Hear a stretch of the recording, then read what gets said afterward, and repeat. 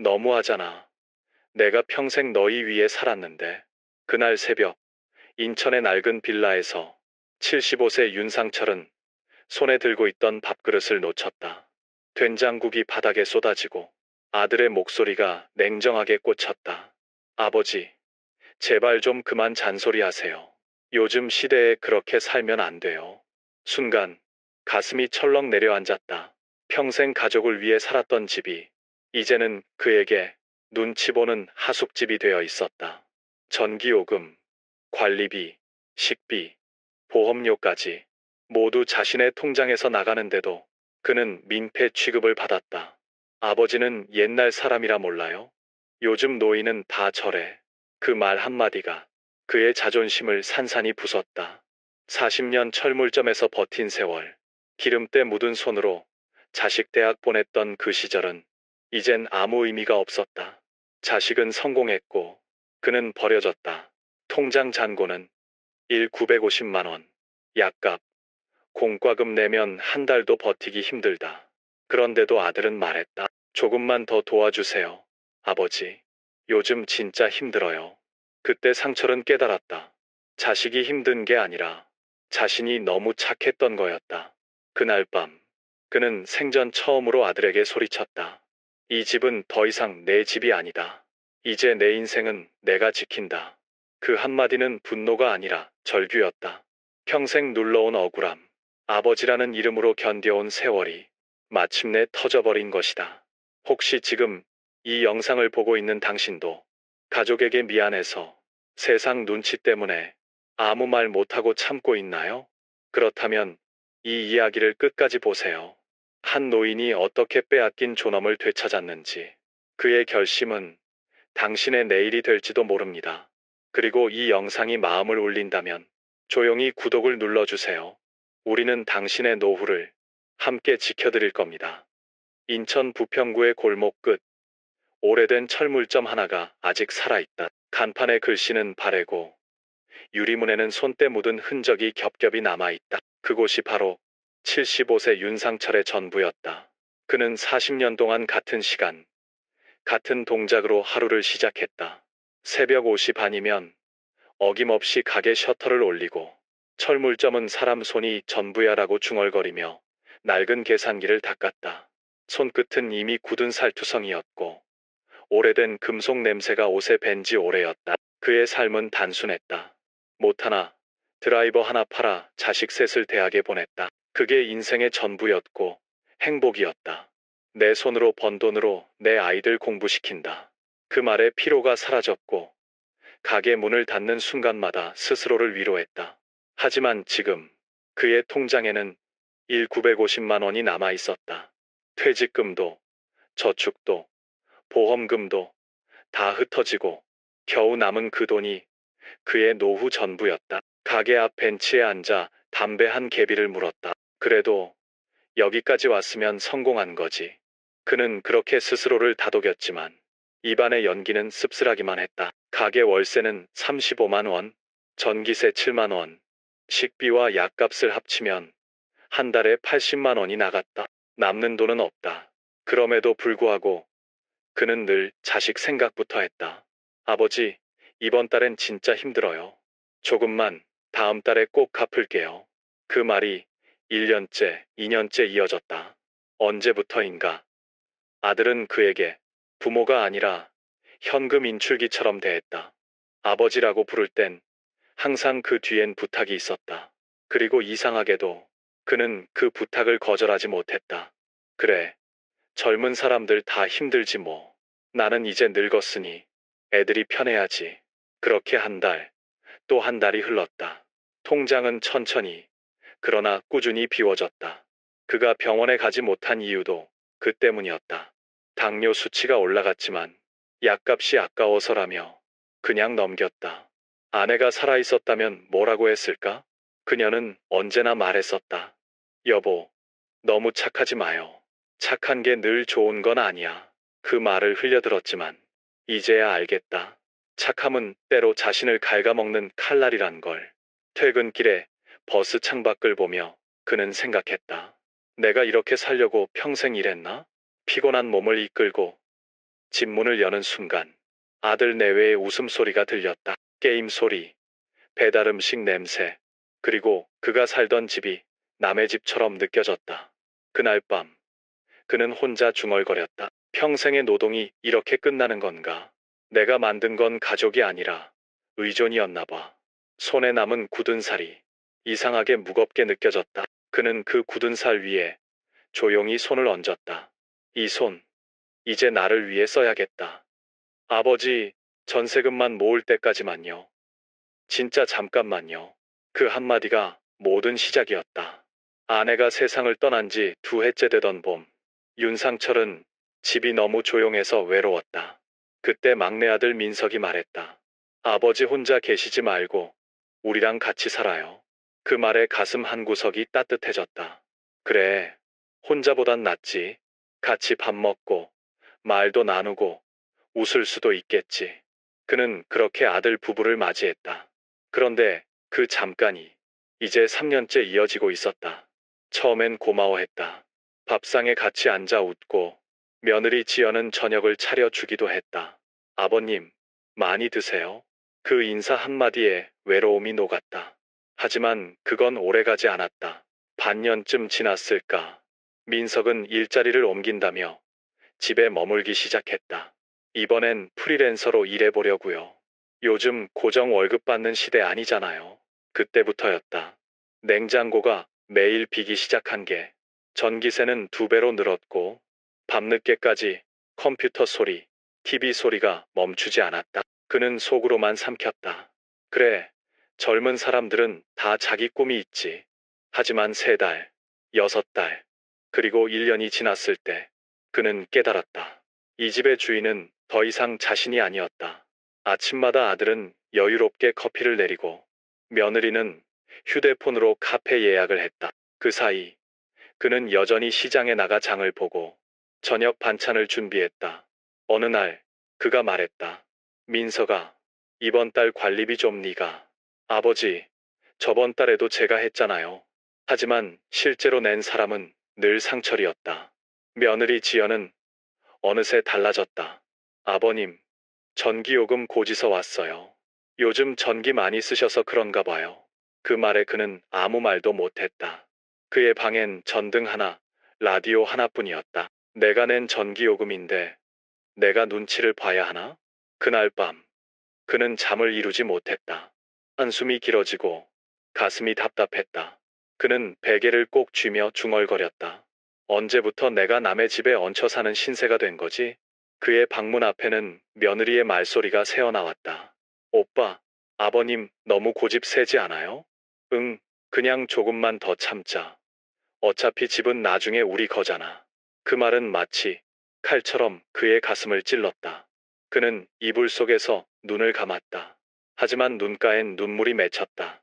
그동안 참고 참았던 모든 감정이 흔들렸다. 다음 날 아침, 지연은 출근길에 그를 스쳐 지나가며 말했다. 아버님, 냉장고 김치 좀 버려주세요. 냄새나요. 그는 조용히 고개를 끄덕였다. 그 김치는 아내가 남긴 마지막 김치였다. 그날 밤, 그는 식탁 앞에서 혼잣말을 했다. 그때 잠깐만요라는 말에 왜 속았을까? 창문 밖엔 봄비가 내리고 있었다. 비가 아니라 눈물이 내리는 것 같았다.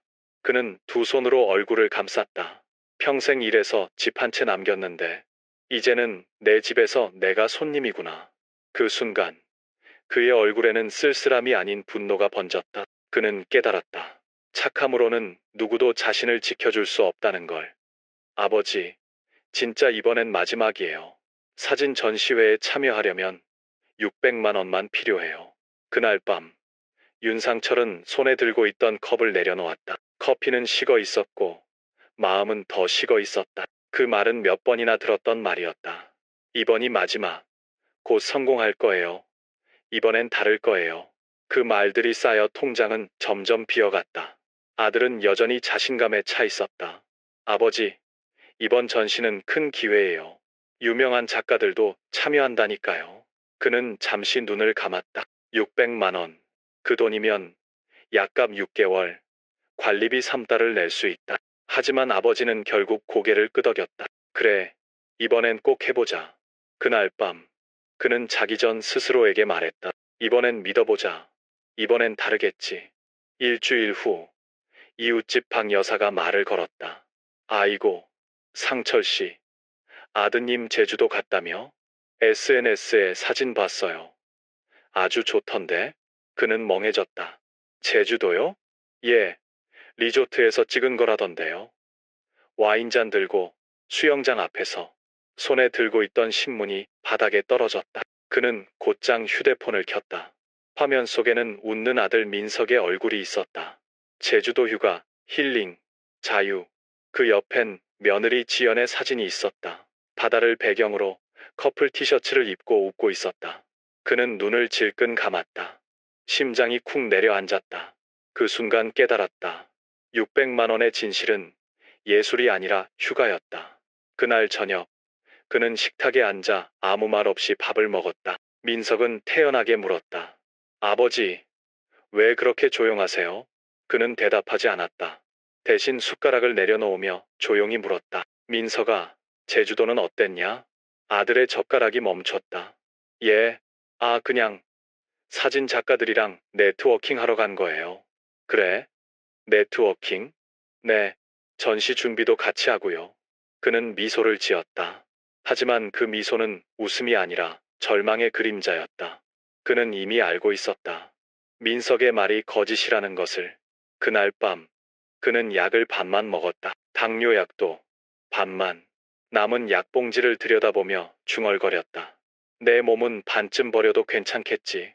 어차피 살아봐야 눈치만 보는데. 하지만 다음 순간 그는 고개를 들었다. 눈이 붉게 충혈되어 있었다. 안 되지. 내 인생을 이렇게 끝낼 순 없어.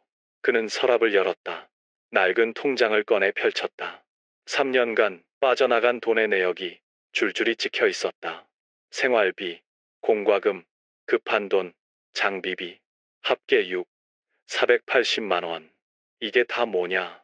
내가 벌어온 돈이, 내 피가. 그는 통장을 손에 쥐고 떨었다. 그 손은 분노로, 후회로, 그리고 서글픔으로 흔들렸다. 다음 날, 그는 아들을 마주 앉혔다. 민서가, 전시회 준비 잘 돼가냐? 아들은 무심히 대답했다. 예, 준비 중이에요. 그래. 근데, 제주도는 잘 갔다 왔냐? 그건, 아버지, 오해하지 마세요. 그게 전시랑 관련이 있어서, 내 사진엔 와인잔밖에 없던데? 민석의 얼굴이 굳었다. 아버지, 휴식도 필요하잖아요. 예술가도 사람인데. 그는 조용히 고개를 끄덕였다. 그래, 예술가도 사람이지. 하지만 아버지도 사람이야. 나는 돈이 아니라 내 양심을 빌려준 거야. 순간, 식탁 위 공기가 멈췄다.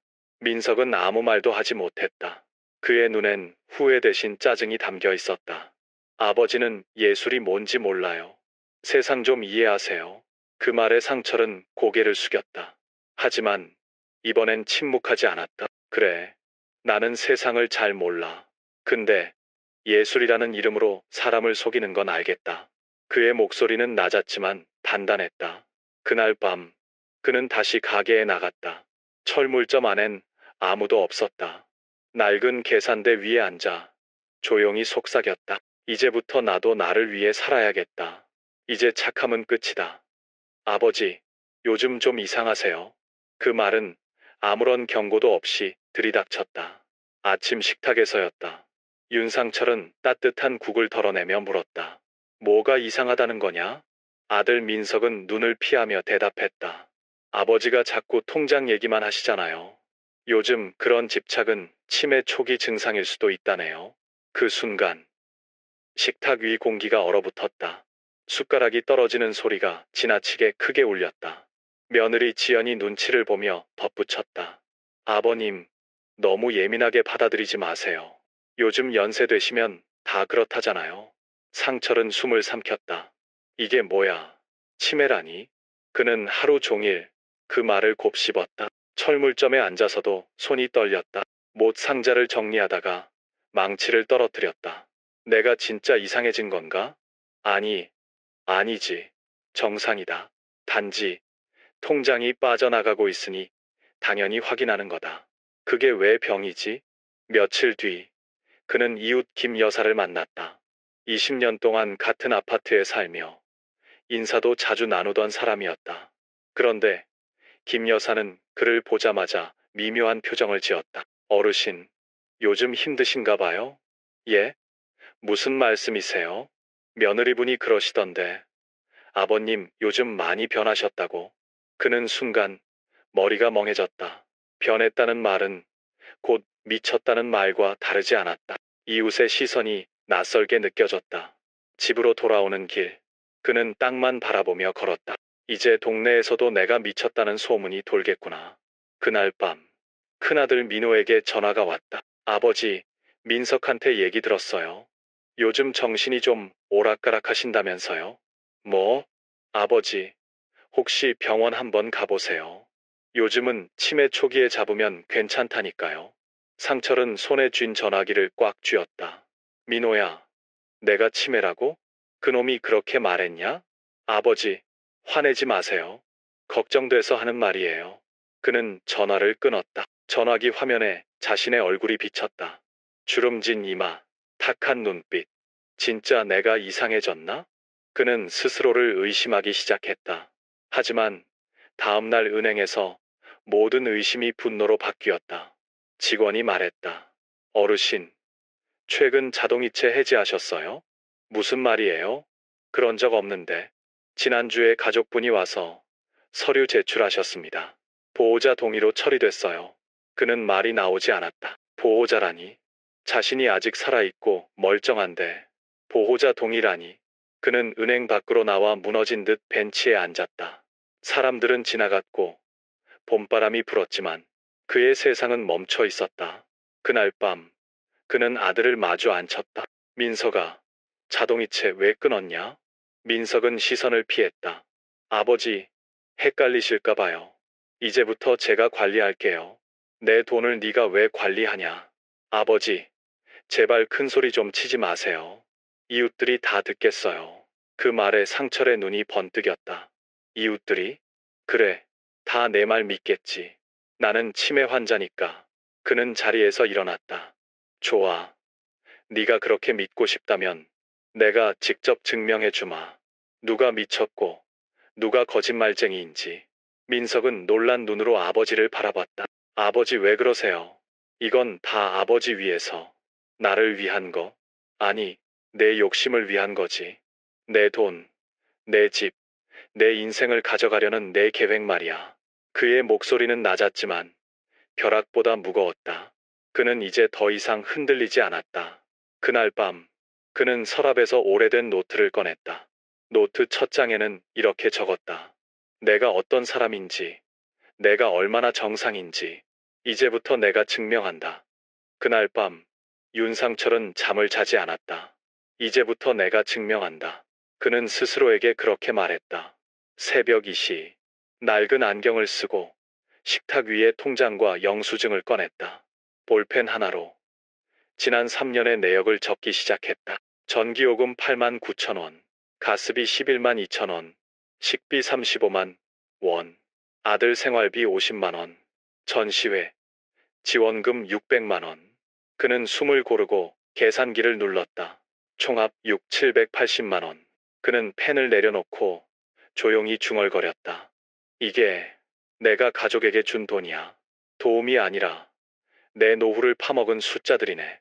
눈앞에 펼쳐진 숫자들이 비수처럼 꽂혔다. 이건 단순한 돈이 아니었다. 그의 시간, 노동, 인생의 조각이었다.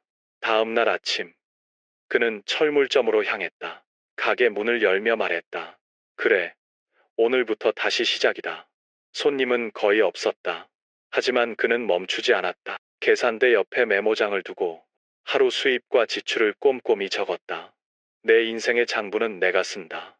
그는 스스로의 돈, 스스로의 시간을 다시 관리하기 시작했다. 점심 무렵, 낯익은 얼굴이 가게로 들어왔다. 며느리 지연이었다. 아버님, 민석이가 걱정돼서 왔어요. 왜 갑자기 통장에 손도 못 대게 하세요? 그는 조용히 미소 지었다. 그건 내 통장이니까. 지연은 당황한 듯 말했다. 아버님, 오해예요. 우린 아버님 위해서. 그 말, 이제 그만하자.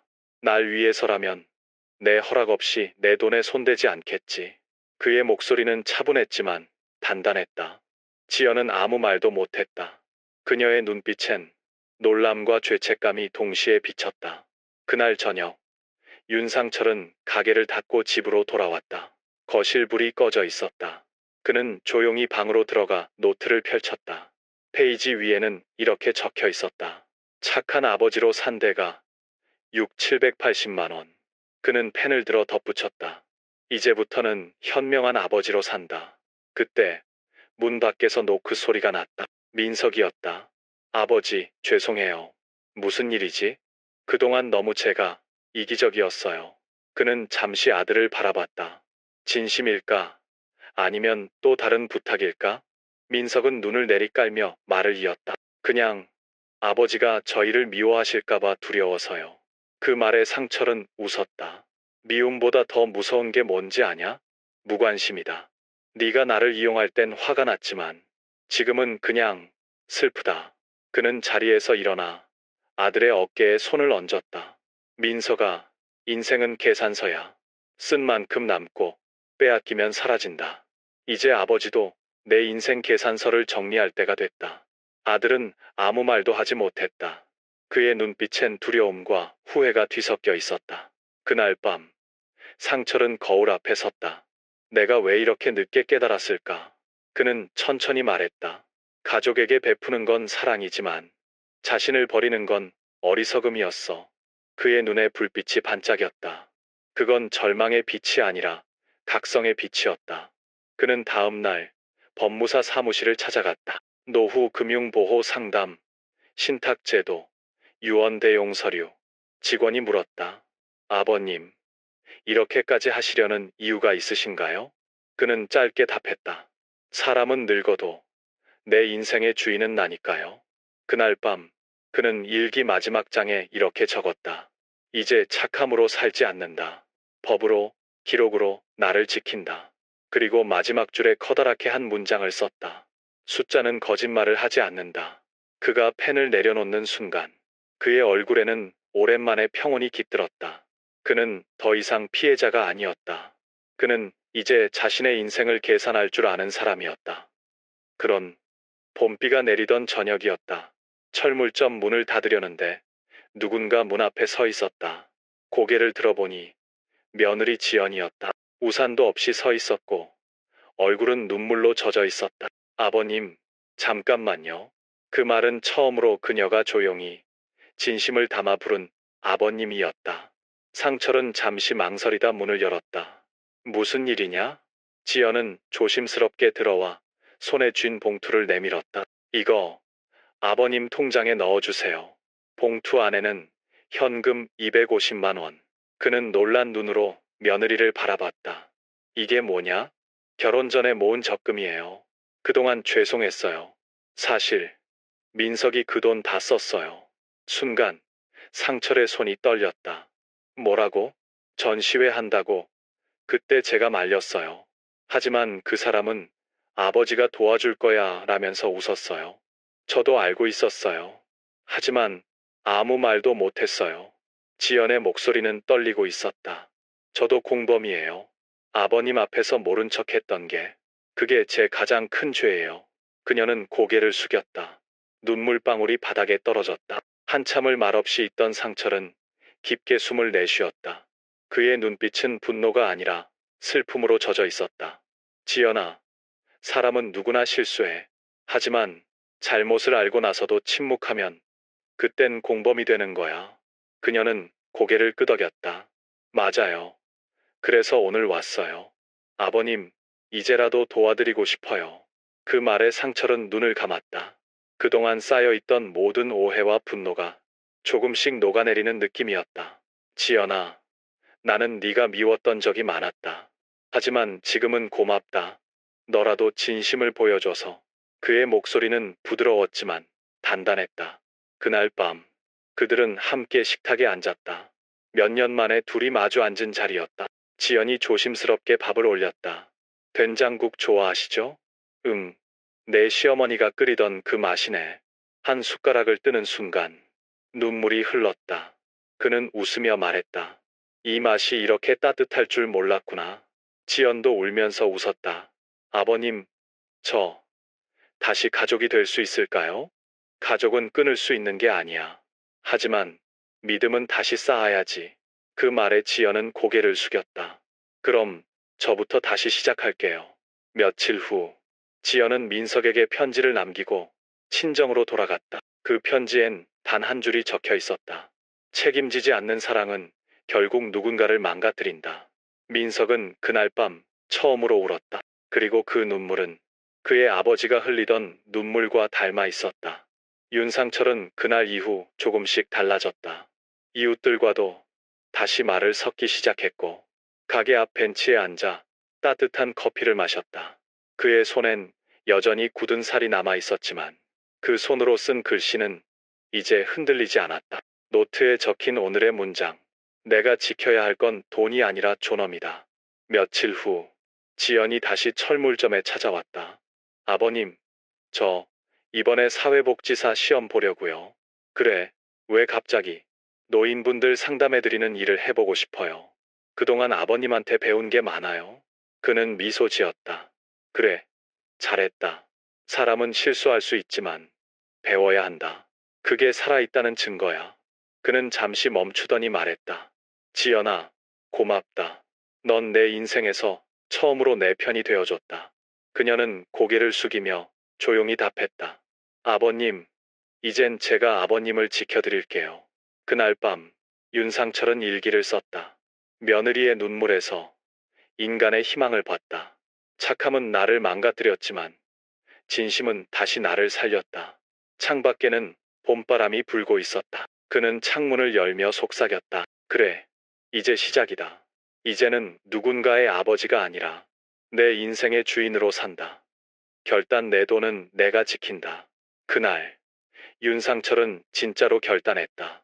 이제는 말이 아니라 행동으로, 가족이 아닌 나 자신을 위해 살아야 한다는 결심이었다. 아침 햇살이 창문을 비추자 그는 가장 깨끗한 셔츠를 꺼내 입었다. 주름이 깊게 패인 얼굴엔 단단한 의지가 서려 있었다. 그는 집을 나서며 말했다. 오늘부터는 내 인생의 주인이 나다. 그의 발걸음은 인천시청 근처의 법무사 사무실로 향했다. 문을 열자 젊은 여직원이 반갑게 맞았다. 어서 오세요. 어떤 일로 오셨나요? 그는 천천히 대답했다.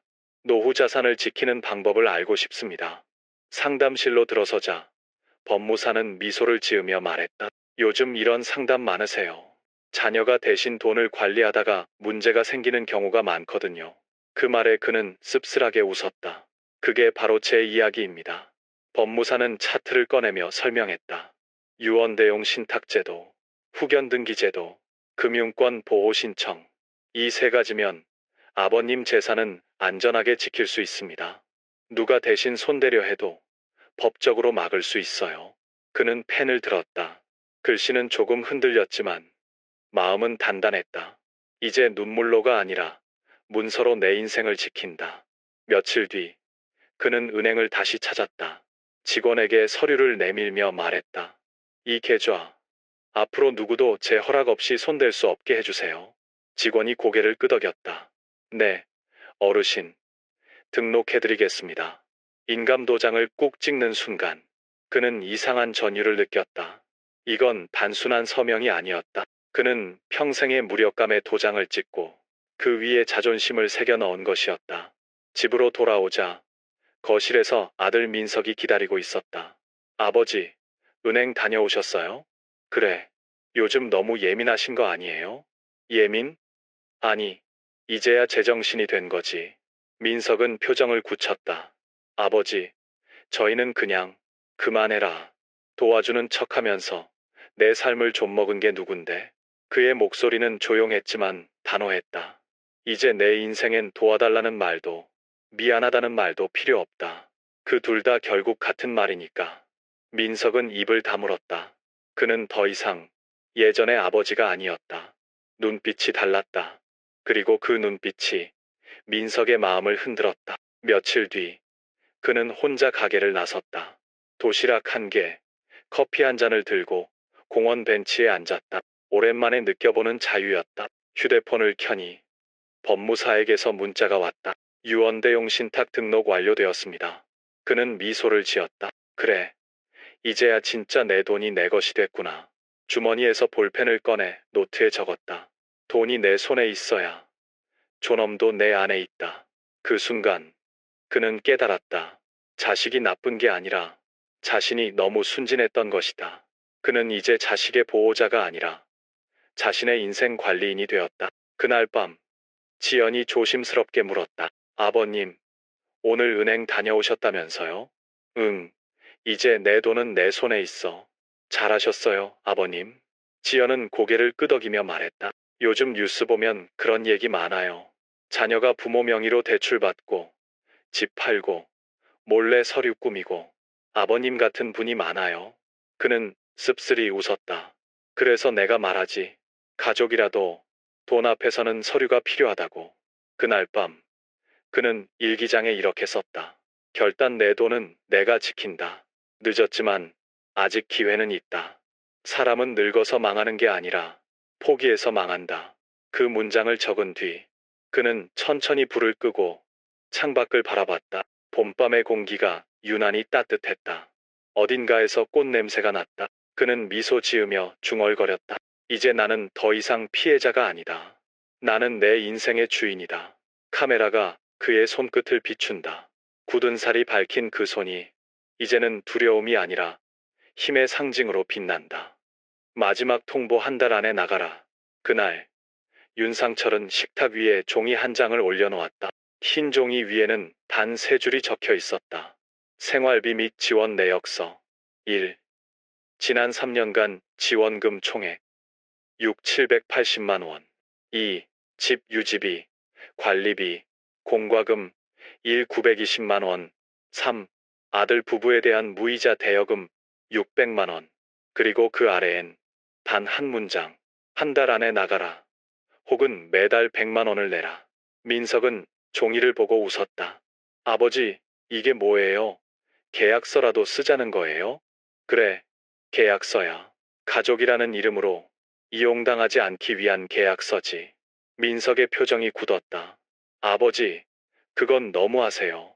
우린 가족인데, 가족이라서 더 정확해야 한다. 상철의 목소리는 흔들리지 않았다. 가족이라는 이유로 내가 참고 또 참고 살았다. 그런데 돌아온 건 고마움이 아니라 당연함이었다. 이제부터는 다르다. 내 삶의 경계는 내가 정한다. 지연은 눈을 크게 뜨고 종이를 바라봤다. 그녀는 이미 알고 있었다. 이건 단순한 분노가 아니라 선언이었다. 민석은 잠시 말을 잃었다가 결국 소리쳤다. 그럼 우리 나가면 아버지는 혼자 어떻게 살아요? 외로워서 금방 아플 거예요. 괜찮다. 외로움은 견딜 수 있다. 하지만 무시당하는 삶은 견딜 수 없다. 그의 말에 거실이 조용해졌다. 지연은 눈시울이 붉어졌고 민석은 고개를 숙였다. 아버지, 저희가 그렇게까지 나쁜 자식이었나요? 응, 나쁜 자식이었지. 하지만 더 나쁜 건 그런 자식 밑에서 계속 참고 산 나였어.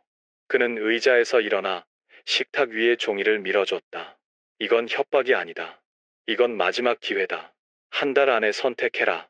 그날 밤, 지연은 방 안에서 조용히 울었다. 민석은 담배를 물고 창밖을 바라봤다. 이제 진짜 끝난 건가? 끝난 게 아니라 처음으로 시작하는 거야. 지연의 말에 민석은 고개를 돌렸다. 무슨 뜻이야? 아버님은 이제 우리를 버린 게 아니라 우릴 다시 살리려는 거야. 우린 너무 쉽게 의존했잖아. 그 말에 민석의 눈가가 젖었다.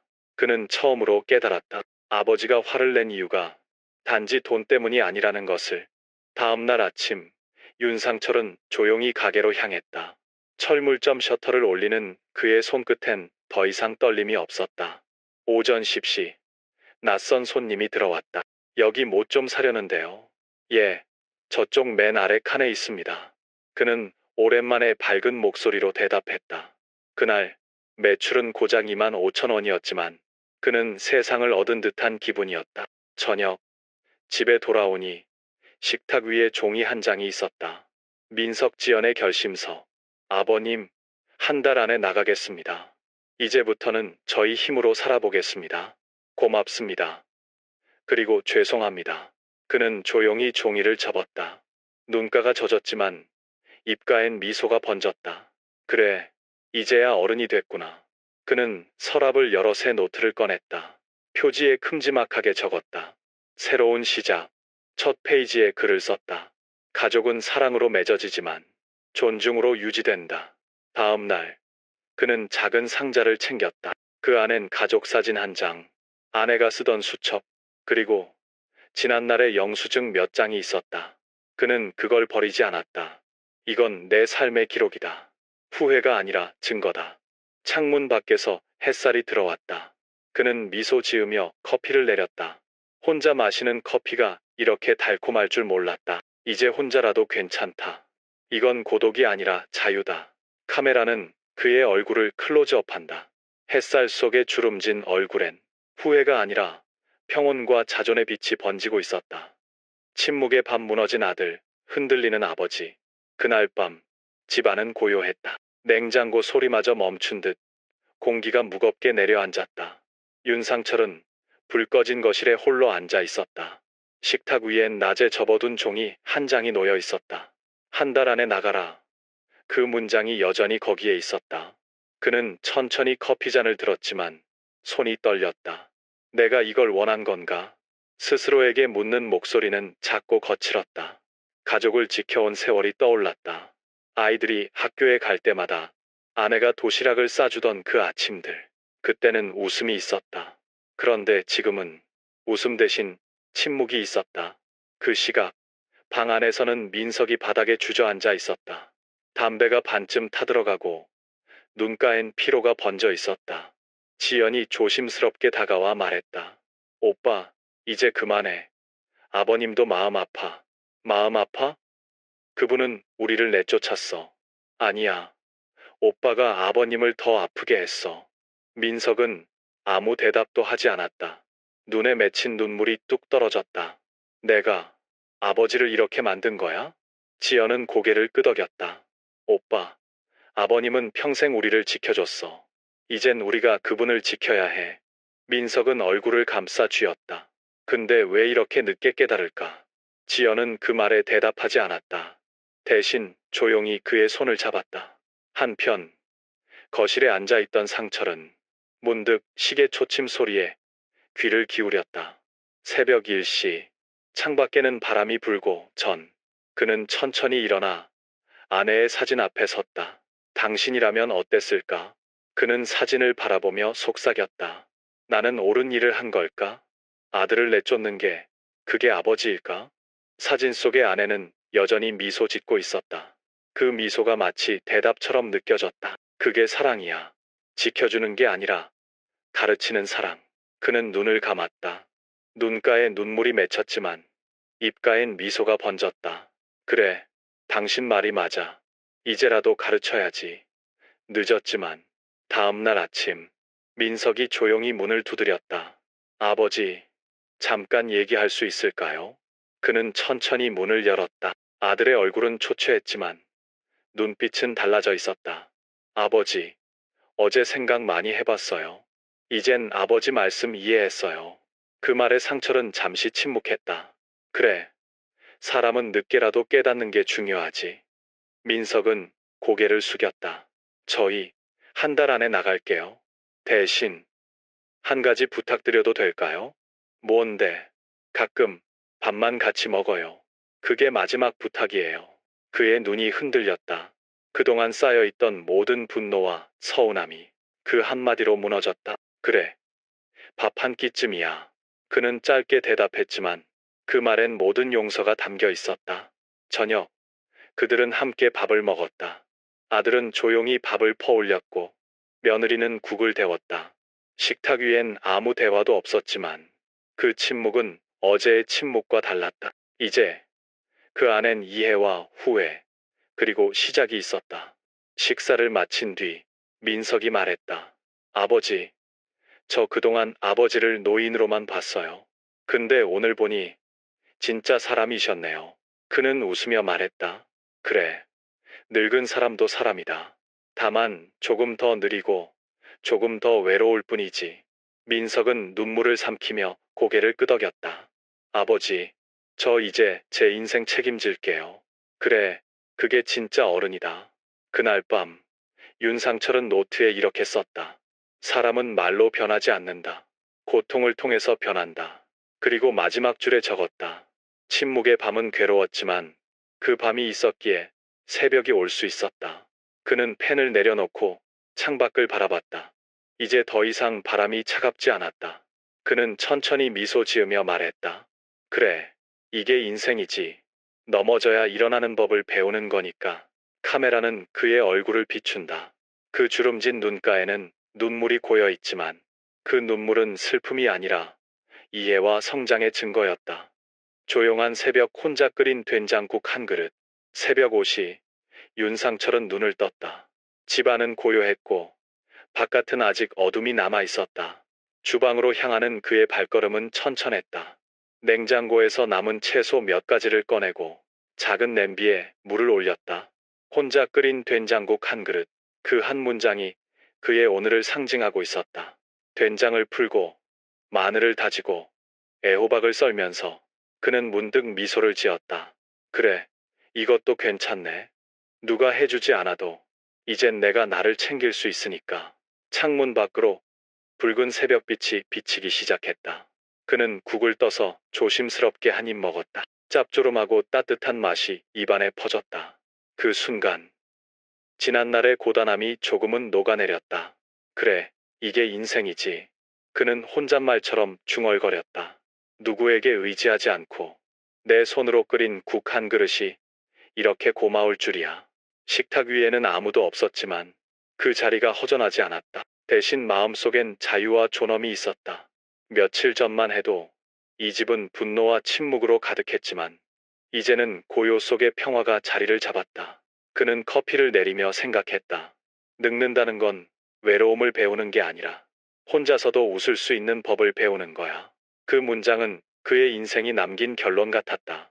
그날 오전, 그는 오랜만에 밖으로 나갔다. 근처 마트에 들러 간장을 사고 동네 빵집에서 따뜻한 빵 하나를 샀다. 점원 아가씨가 인사를 건넸다. 할아버지, 오늘도 일찍 나오셨네요. 응, 이제 아침 공기가 좋아서 말이지.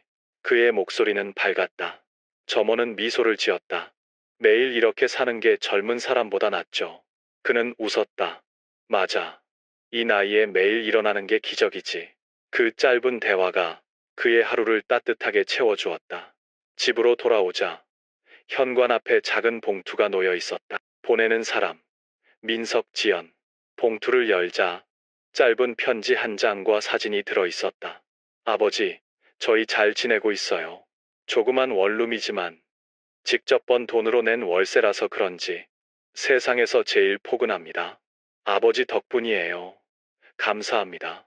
사진 속엔 두 사람이 웃고 있었다. 낡은 방, 작은 식탁. 그러나 그 웃음은 진심이었다. 그는 그 자리에서 오랫동안 편지를 바라봤다. 눈시울이 뜨거워졌다. 그래, 잘했다. 드디어 너도 내 인생을 살고 있구나. 그날 저녁, 그는 혼자 TV를 켜지 않고 대신 창가에 앉았다.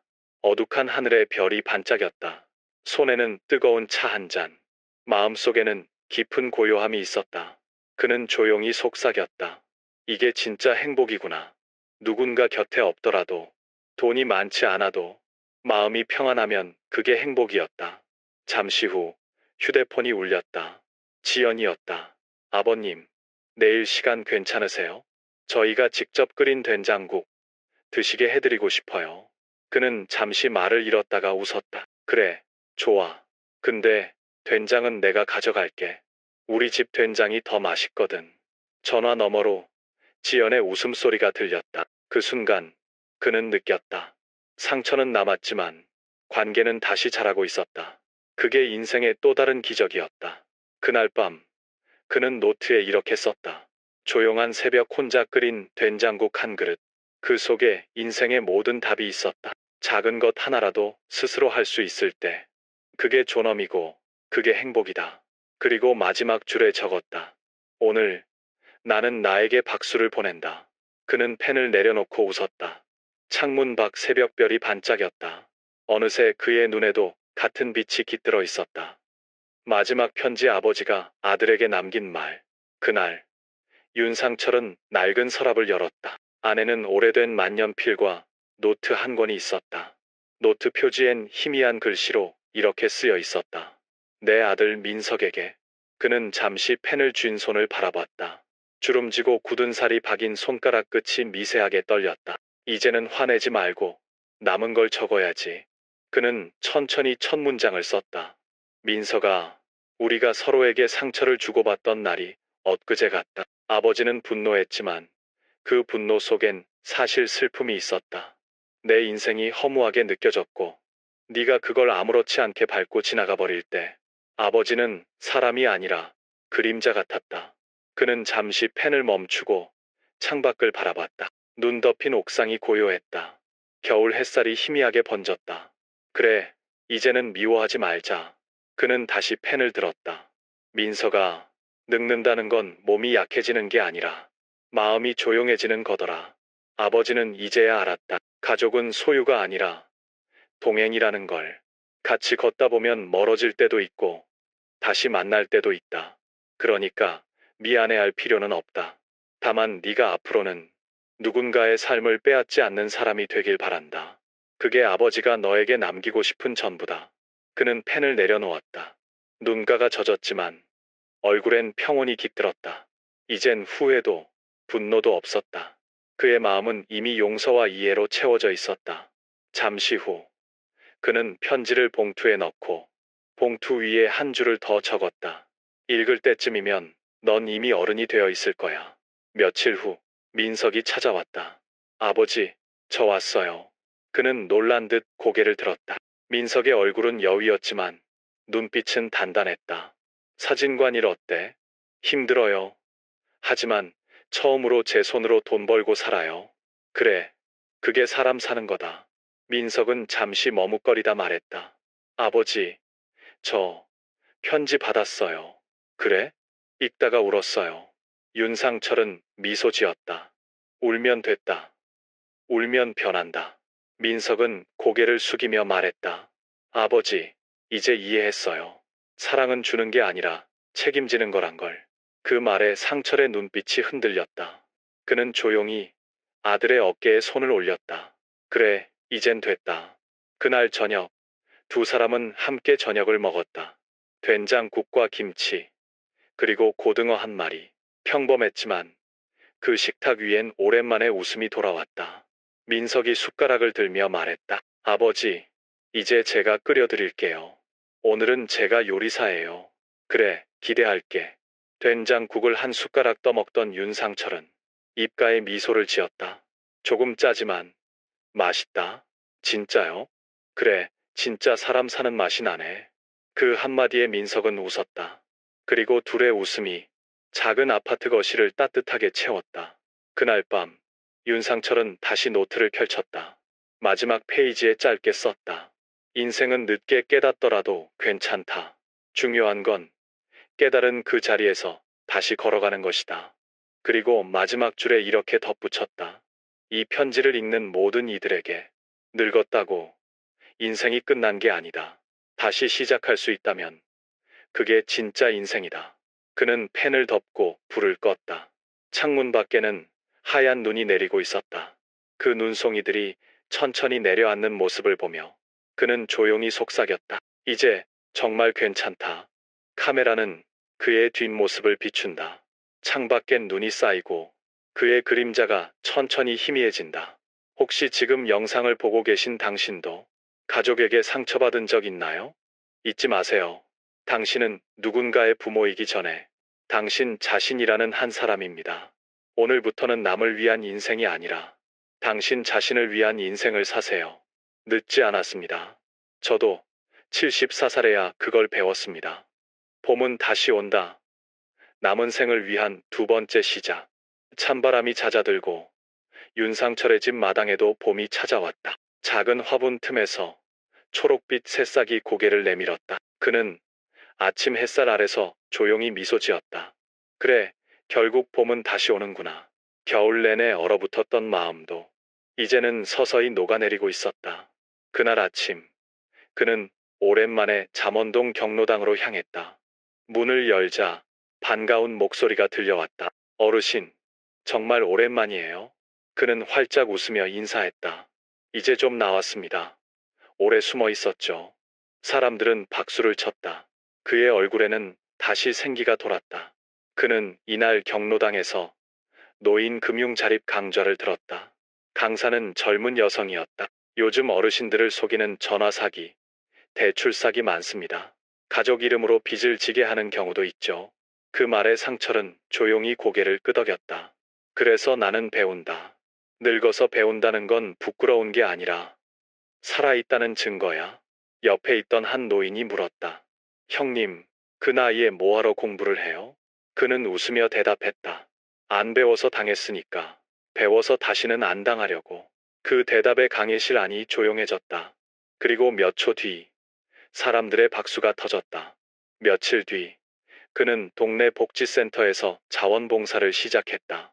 홀로 사는 어르신들에게 도시락을 배달하는 일이었다. 그의 첫 번째 방문지는 광진동의 작은 원룸이었다. 문을 열자 한 노파가 나왔다. 아이고, 이런 걸 직접 다 오셨네. 예, 이젠 저도 누군가에게 도움 주고 싶어서요. 노파는 도시락을 받으며 말했다. 예전엔 나도 남 도왔는데 이젠 받는 입장이 되니 마음이 허하네. 그는 조용히 미소 지었다. 그럼 오늘부터 같이 돕죠. 내일은 같이 도시락 나누러 가요. 그 말에 노파는 웃었다. 그 웃음이 마치 햇살처럼 따뜻했다. 그날 저녁, 윤상철은 다시 된장국을 끓였다. 하지만 이번엔 혼자가 아니었다. 복지센터에서 알게 된 사람 둘이 함께였다. 그는 밥상을 차리며 말했다. 예전엔 혼자 먹는 밥이 외로웠는데 이젠 같이 먹는 밥이 고맙네요. 옆에 있던 친구가 대답했다. 형님, 인생은 결국 나눠야 맛이 나는 법이죠. 그 말에 그는 크게 웃었다. 그래, 맞는 말이야. 나눌 수 있는 한, 우리는 아직 젊은 거야.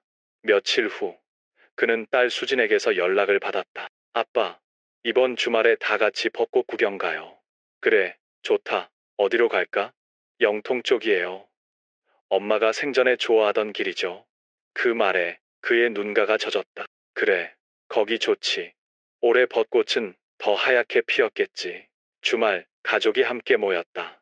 민석, 지연, 수진, 그리고 손주들까지. 그들은 영통 벚꽃길을 천천히 걸었다. 꽃잎이 바람에 흩날리며 하늘과 땅 사이를 가득 채웠다. 지연이 다가와 말했다. 아버님, 이 꽃길 예쁘죠? 그래, 이 길처럼 인생도 결국 다시 피는 거야. 그는 잠시 하늘을 올려다봤다. 햇살이 눈부셨다. 그래, 봄은 언제나 다시 온다. 비록 늦게 와도 반드시 온다. 집으로 돌아오는 길, 그는 버스 창가에 앉아 창밖을 바라봤다. 도심 속에서 아이들이 웃고 노부부가 손을 잡고 걷는 모습이 보였다. 그는 조용히 중얼거렸다. 나는 실패한 인생이 아니라 늦게 피운 인생이었구나. 그날 밤, 그는 일기장 마지막 장을 펼쳤다. 봄은 다시 온다. 남은 생을 위한 두 번째 시작. 그 문장을 천천히 적었다. 삶은 누구에게나 두 번째 기회를 준다. 그것을 붙잡을 용기가 있는 사람만이 진짜 봄을 만난다. 그는 펜을 내려놓고 미소 지었다. 창문 밖에서 봄비가 살짝 내리고 있었다. 그는 창을 열고 그 빗소리를 들었다. 그래, 이제야 알겠네. 봄은 기다리는 게 아니라 내가 만들면 되는 거였어. 카메라는 그의 얼굴을 비춘다. 그의 눈빛엔 이제 두려움이 없었다. 주름 사이로 스며든 미소는 세월이 아닌 이해와 용서의 흔적이었다. 오늘 이야기를 들으신 여러분, 혹시 당신의 마음에도 아직 겨울이 남아있나요? 기억하세요.